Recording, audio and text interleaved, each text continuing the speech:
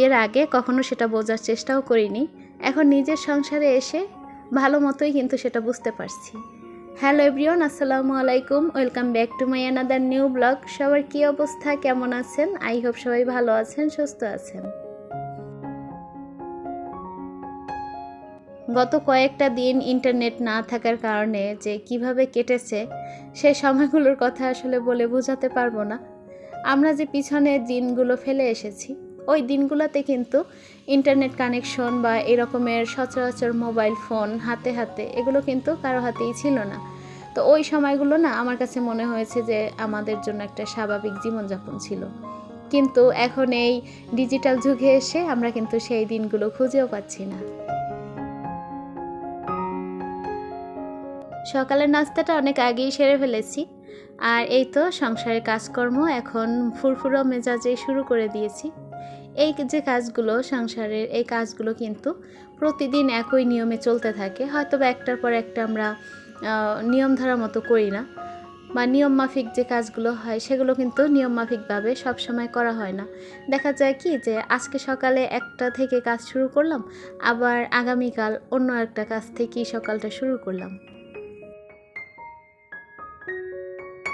কাজের নিয়মধারা যেমনই হোক না কেন, কাজ কিন্তু প্রতিদিন একই থাকে। সে রান্নাবান্না, ঘর গুছানো, বিছানা গুছানো, এগুলোর বাইরে কিন্তু কোনো কাজকর্ম বেশি থাকে না।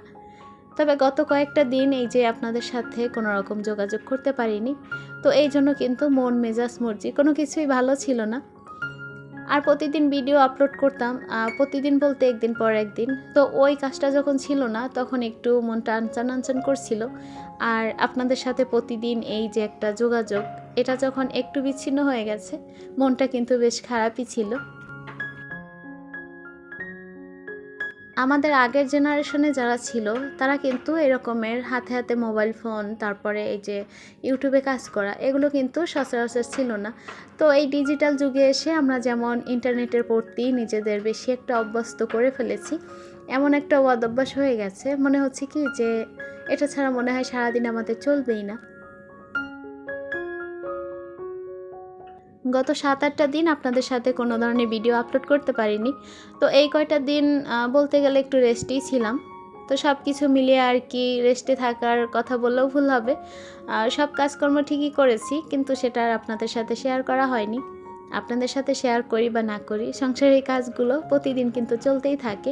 হয়তোবা সেটা সবসময় সুযোগ বুঝে আপনাদের সামনে তুলে ধরা হয় না। বিয়ের আগে যখন মায়ের কাছে ছিলাম, বাবার কাছে, তখন কোনো সংসারের কোনো কাজকর্মতে হাতই লাগাতাম না। সব সময় পালিয়ে পালিয়ে বেড়াতাম যাতে আমাকে কেউ কাজ করতে না বলতে পারে। এখন নিজের সংসারে এসে কিন্তু ভালোভাবেই সেটা টের পাচ্ছি, যেটা আগে মায়ের কাছে থেকে কখনোই বুঝতে পারতাম না। তো যাই হোক, সকাল থেকে কিন্তু একদম সকালবেলা উঠেই সব কাজকর্ম একটা একটা করে গুছিয়ে নিচ্ছি। এই ডিজিটাল যুগে এসে যতই দিন যাচ্ছে মনে হচ্ছে আমরাও ডিজিটাল হয়ে যাচ্ছি, কিন্তু প্রকৃতির নিয়ম কিন্তু একই মতোই চলছে, যা আমরা মানুষরা নিজেদের মধ্যে পরিবর্তন নিয়ে এসেছি। তো যাই হোক, এই তো কাজকর্ম দিয়েই আজকে সকালটা শুরু করলাম। আমি যখন আগে ইউটিউবে কাজ করিনি তখন কিন্তু আমি বুঝতাম না যে একটা ফোন নিয়ে কতটা সময় কাটানো যায়, কিংবা ইন্টারনেটের গুরুত্ব ঠিক কতটা। এখন কিন্তু সেটা বেশ ভালোই বুঝতে পারছি। ইউটিউবে কাজ করার পর থেকেই মোবাইল ফোনের প্রতি এমন একটা আকর্ষণ বেড়ে গেছে, যদি আমি সেটা ফেলে রেখে অন্য কাজ করতে যাই তখন আমার মনটা কখনোই সেই অন্য কাজে দিতে পারি না। আমার চারপাশে ফোনটা আমি রাখলে মনে হয় কি যে আমি প্রাণটা ফিরে পাই। তো এটা আমার কাছে না মনে হয় যে একটা বদ অভ্যাসে পরিণত হয়ে গেছে। আমি আমার আগের চ্যানেলটা যখন অফ করেছিলাম, একটা পর্যায়ে না আমি সিদ্ধান্ত নিয়েছিলাম যে আমি আর ইউটিউবে কোনো কাজ করব না। কিন্তু কোনো একটা সময় এসে আপনাদের যে ভালোবাসা যেটা পেয়েছি আমি, তো ওই ভালোবাসা থেকে না আসলে আপনাদেরকে ভুলে থাকতে পারিনি। তো শেষমেশ না আবারও এই নতুন চ্যানেলে জয়েন করেছি আপনাদের সাথে। সারাদিনের সব কাজকর্ম, সেই সাথে কিছু কথা, গল্প, সব কিছুই না আপনাদের সাথে আমার কাছে মনে হয় কি যে এগুলো আপনাদের সাথে যখন আমি শেয়ার করি, আমার ভিতরের অনেক কথাই হয়তো বা অনেকের সাথে শেয়ার করা যায় না, যেটা আমি আপনাদের সাথে করতে পারি। তো ওই দিক দিয়ে না আসলে আমার মনটা অনেক সময় দেখা যায় যে হালকা হয়ে যায় আর কি। আজকে যখন আমি ভিডিওতে ভয়েস দিছিলাম, আশপাশ থেকে টুকটাক অনেক সাউন্ড আসতেছিল। তো কি আর করার, আপনাদের সাথে তো কানেকশন রাখতেই হবে। মাঝে অনেক দিন কানেকশন এমনিতেই বন্ধ ছিল, তো এখন যদি একটু আবার কানেকশন না রাখি তাহলে দেখা যাবে কি যে আমার অনেক প্রিয় আপুরা হয়তো বা আমাকে ভুলেই যাবে। তো এই যে একটা সাউন্ড আসতেছে, তো সবাই একটু ক্ষমা সুন্দর দৃষ্টিতে দেখবেন। এই যে একটার পর একটা কাজ করে যাচ্ছি, এই কাজগুলো কিন্তু সবসময় করি। তো এই কাজ করতে করতে একটা সময় হয় কি যে যদি কাজ না করে বসে থাকি তখন মনে হয় হাত পা ইশপিশ করছে, মনে হচ্ছে যে আমি হয়তো অলস হয়ে যাচ্ছি। তো এই কাজগুলো করাও কিন্তু একটা মনের এনার্জি। আমার কাছে মনে হয় যে একটা মানুষ যদি সারাদিন শুয়ে বসে থাকে সে কখনোই ভালো থাকতে পারে না। একটা মানুষ সবসময় কাজের মধ্যে যদি নিজেকে জড়িয়ে রাখে সে সময় দেখবেন কি যে আপনার ভিতর থেকে, আপনার মাথা থেকে অনেক টেনশন, অনেক দুশ্চিন্তা এগুলো কিন্তু এমনিতেই বের হয়ে যায়।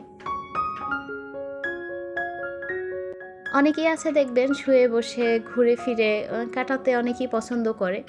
তো আমার কাছে না আসলে ওই লাইফটা ভালো লাগে না যে আমি শুয়ে বসে থাকবো বা ফোনটা হাতে নিয়ে থাকবো বা বাসার কোনো কাজ করব না। তো এগুলো না করলে না আমার কাছে ভালো লাগে না। তাহলে মনে হয় কি যে যদি একটা দিন আমার রান্নাবান্না না থাকে তাহলে আমার কাছে মনে হয় যে আমি হয়তোবা এই বাসার গেস্ট হয়ে আছি এখন।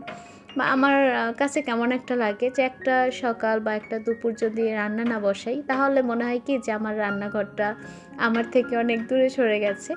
তো সব কিছু মিলিয়ে না এই যে সকাল থেকে কাজকর্ম একটার পর একটা গুছিয়ে করি, এটাও কিন্তু একটা আর্টের মতো। আমার যখন বিয়ে হয়েছিল তো তখন বেশি দিন শ্বশুরবাড়িতে আমি ছিলাম না। তো খুব তাড়াতাড়ি তাইফের বাবার সাথে আমার এই ঢাকা শহরে আসা। তো ওই সময় না আসলে সংসার কিভাবে করতে হয়, কিভাবে কাজগুলো গুছিয়ে করতে হয়, ওইগুলো না আসলে আমি জানতাম না, করতেও পারতাম না। তো এবড়ো-থেবড়ো এলোমেলো একটা কাজ করতাম, যে কারণে দেখা যায় সারাদিনই আমি কাজ করতাম কিন্তু আমার কাজের মাত্রা কখনোই কমতো না। শুধু একটার পর একটা আমি করেই যেতাম কিন্তু দেখতাম যে সেই আমি দিন শেষে আমার কোনো সময় হতো না আর কি। আসলে সংসারের এই কাজগুলো এমন, এটা যদি আপনি বুঝে শুনে তারপর কাজ করেন সেই সকাল থেকে, তাহলে দেখবেন কি সারাদিনের কাজ শেষে আপনার হাতে অনেকটা সময় থাকবে যেটা আপনি নিজেকে দিতে পারবেন। তো এই যে সকালবেলা উঠে খুব তাড়াতাড়ি কিন্তু একটার পর একটা কাজ গুছিয়ে নিয়েছি। আর এভাবে যদি সকালবেলা একটু তাড়াতাড়ি ঘুম থেকে উঠে কাজগুলো করা যায় তাহলে কিন্তু হাতে অনেকটা সময়ও থাকে আর কাজগুলোও কিন্তু গুছিয়ে করা যায়। আমরা মেয়েরা এমনই, আমাদেরকে যে পাত্রে রাখা হয় আমরা পানির মতন সেই আকার ধারণ করতে পারি। বিয়ের আগে কোনো মেয়েই কিন্তু পারফেক্ট রাঁধুনি হয়ে শ্বশুরবাড়িতে আসে না। অনেকেরই অনেক সমস্যা থাকে, অনেকেই অনেক কিছু জানে না। কিন্তু একটা সময় দেখা যায় কি যে সেই স্বামীর সংসার করতে করতে আহ, একটা সময় সব কিছু শিখে নেয় বা সব কিছু করতেও পারে, তখন কিন্তু সেও একজন পাকা রাঁধুনি হয়ে ওঠে। আপনাদের সাথে কথা বলতে বলতে আমি কিন্তু ঘরের অনেক কাজ করে নিয়েছি।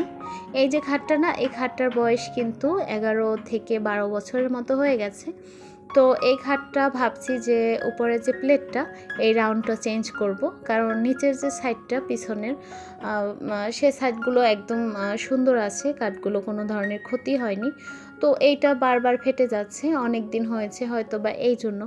তো তাইফের বাবা বলছে যে খাটটা চেঞ্জ করি, তো আমি বলছি যে বাড়িতে অনেকগুলো খাট আছে, তো তুমি এটা চেঞ্জ করার প্রয়োজন নেই।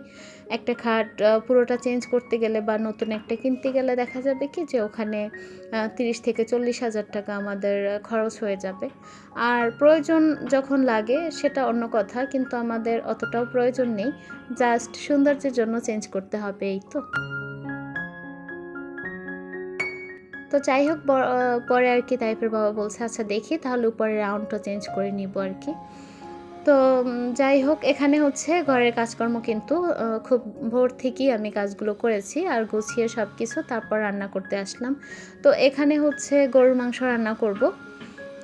অল্প কিছু কাঁঠালের বিচি আছে আর কিছু আলু দিয়ে রান্না করব। তবে আজকের মাংসটা একটু পাতলা ঝোল করে রান্না করব।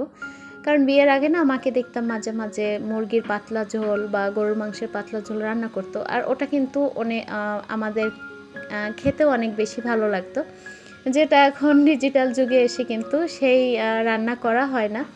অনেকেই কিন্তু কম ঝোল বা ভুনা মাংস এগুলোই আমরা সচরাচর রান্না করি বা অনেকে এটা পছন্দও করে। এখানে কিন্তু আমি অফ ক্যামেরাতে মাংসগুলোকে ভালো করে কষিয়ে তার মধ্যে কিন্তু কাঁঠালের বিচিগুলো আর আলু দিয়ে দিয়েছি।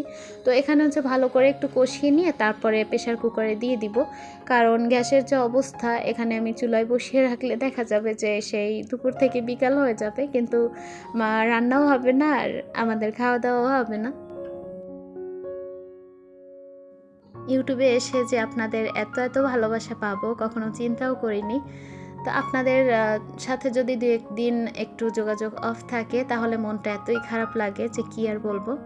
তো এই তো এখানে কিন্তু আমি মাংসটা অফ ক্যামেরাতে প্রেসার কুকারে দিয়েছিলাম, নামিয়ে নিয়েছি। ওই যে বললাম না যে আজকে একটু পাতলা করে রান্না করব মাংসটা। তো এভাবেই রান্নাটা করেছি আর কি। তো আপনাদের সবার সুস্থতা এবং দীর্ঘায়ু কামনা করে আজকের ব্লগটি এখানেই শেষ করছি। আল্লাহ হাফেজ। আসসালামু আলাইকুম।